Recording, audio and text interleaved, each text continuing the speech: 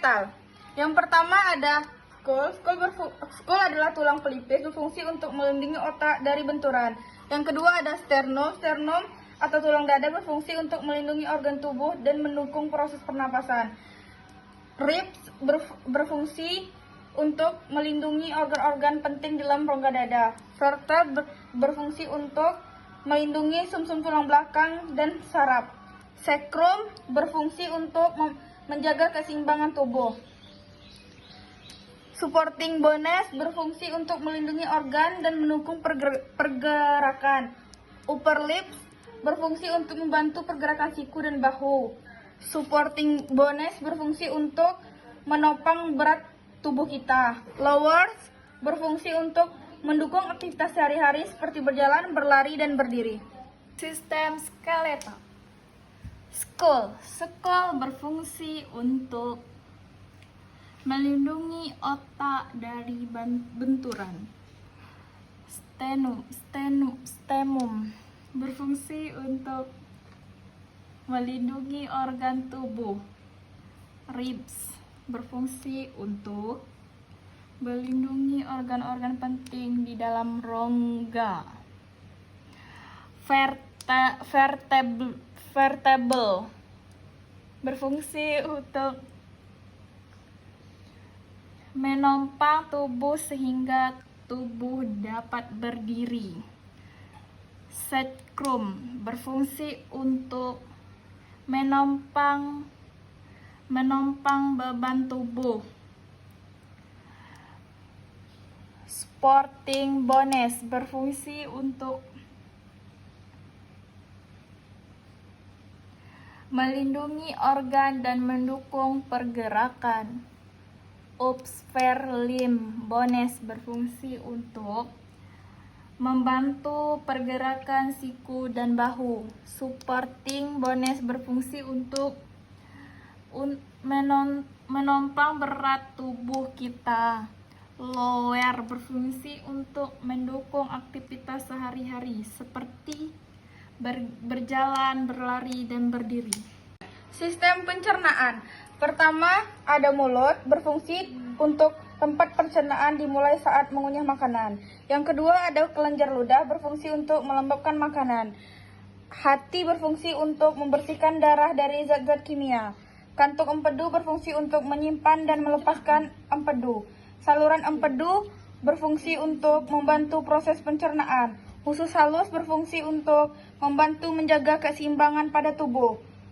Umbal cacing berfungsi untuk tempat produksinya pertahanan tubuh. Faring berfungsi untuk membawa makanan. Esophagus berfungsi untuk membawa makanan dan cairan dari tenggorokan ke lambung. Lambung berfungsi untuk menopang makanan dan minuman. Pankreas berfungsi untuk mengubah makanan yang kita makan. Saluran pankreas berfungsi untuk menghasilkan enzim pencernaan. Usus besar berfungsi untuk menyerap vitamin dan cairan kimia dari dalam tubuh. Anus berfungsi untuk mengeluarkan urin. Sekian, terima kasih. Sistem pencernaan. 1. Mulut berfungsi untuk tempat mengunyah makanan. Kelenjar ludah berfungsi untuk menjaga kebersihan mulut. Hati berfungsi untuk membersihkan darah dari zat-zat kimia. Kantong empedu berfungsi untuk menyimpan empedu. Saluran empedu utama berfungsi untuk membalut proses pencernaan lemak. Usus halus berfungsi untuk menjaga keseimbangan elektrolit pada tubuh. Umbai cacing berfungsi untuk pertahanan tubuh. Faring berfungsi untuk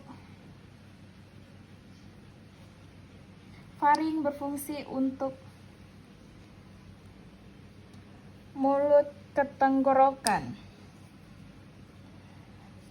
Esofagus berfungsi untuk membawa makanan dari tenggorokan ke lambung. Lambung berfungsi untuk menampung makanan dan minuman. Pankreas berfungsi untuk sebelum kelenjar endokrin.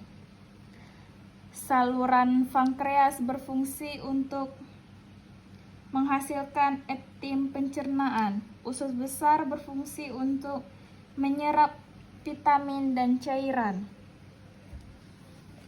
Anus berfungsi untuk jalan keluarnya fases. Sistem perkemihan. Yang pertama ada inferior vena cava, berfungsi untuk membawa darah miskin oksigen atrium ke kanan jantung. Yang kedua ada kidneys atau ginjal, berfungsi untuk menyaring darah dan menghasilkan urin. Yang ketiga ada ureter, berfungsi untuk mengalirkan urin dari ginjal ke kandung kemih. Yang keempat ada urinary bladder atau kandung kemih, berfungsi untuk tempat penyimpanan urin sebelum dan dikeluarkan dari tubuh.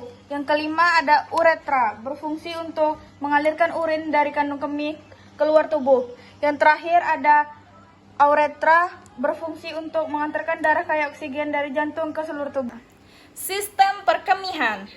Vena cava. Vena cava berfungsi untuk membawa darah miskin oksigen atrium kanan jantung. Ginjal. Ginjal berfungsi untuk menyaring darah dan menghasilkan urin.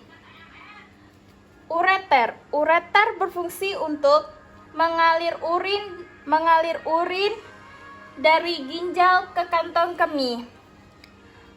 Kandung kemih. Kandung kemih berfungsi untuk tempat penyimpanan urin sebelum dikeluarkan dari tubuh manusia. Ureter. Ureter berfungsi untuk mengalir urin dari kandung kemih ke tubuh.